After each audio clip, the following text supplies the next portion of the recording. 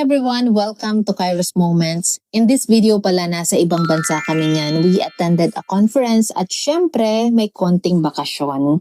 Now in this episode, let's talk about, do you easily get angry or lose motivation when problems come one after another in a single day? When it feels like everything is going wrong at the same time.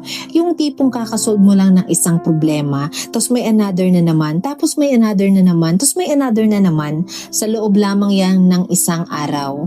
Now, if you can relate to this topic, this episode is for you. Let me share our testimony. Kasi at the end of the month of February this year, there was a particular day when several problems happened all at the same time sa amin. Yung tipong sunod-sunod yung tawag sa amin dahil sa mga bagay na kailangan namin i-troubleshoot.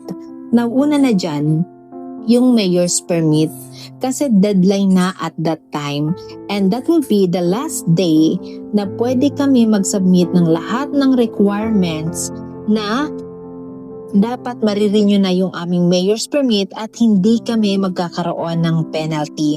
Pero dahil nga may mga kulang-kulang pa kami ng papers na kailangan isettle ng aming accountant, so kaya nagkaroon kami ng konting delay. Now, eto pa. At the same time, our company's service vehicle was stopped by the MMDA and they wanted to impound it instead of simply issuing a ticket. Another, eto pa, we had a client who returned some items because they refused to accept them, which created another situation that needed to be resolved.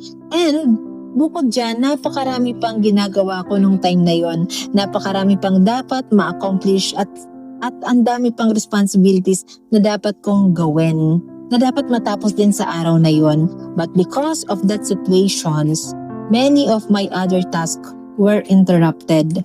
Whenever my colleagues could no longer resolve the problem, I had to step in and get involved to help solve it. But God is so good. Kasi in the middle of those challenges, God sent the right people at the right time to help manage the situation and solve the problems without consuming too much of our time. Grabe, sobrang pasalamat talaga namin ito kay Lord. And na-realize namin Lord, grabe, you are really a perfect God. Yung tipong dapat yung time na ginugugol namin sa iba pang mas importante na bagay ay hindi na doon nakuha dahil nagpadala na ang Panginoon. At salamat sa Diyos sa mga tamang tao na pinapadala niya to help us para makapokus kami sa mas mga importante pang bagay.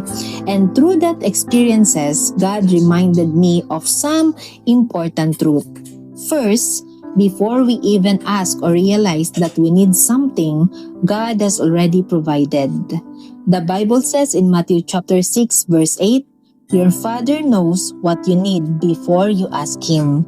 Second, situations are not always perfect or good, and that is normal, but our perspective matters more than our situation. Third, God allows different challenges in a single day to expand our capacity, to help us grow, to strengthen our faith, and to prepare us for greater responsibilities. James chapter 1 verse 2-4. Consider it pure joy, my brothers and sisters, whenever you face trials of many kinds, because you know that the testing of your faith produces perseverance. Let perseverance finish its works so that you may be mature and complete, not lacking anything. Fourth, do not major in the minor things. Every problem has a solution. And fifth, be willing to take responsibility because God is watching how we handle every situation. So, a reminder to each and every one. So whenever challenges come, remember, God is not trying to break us. He is building us and expanding our capacity. And in every challenge, His provision is already on the way. Thank you and God bless.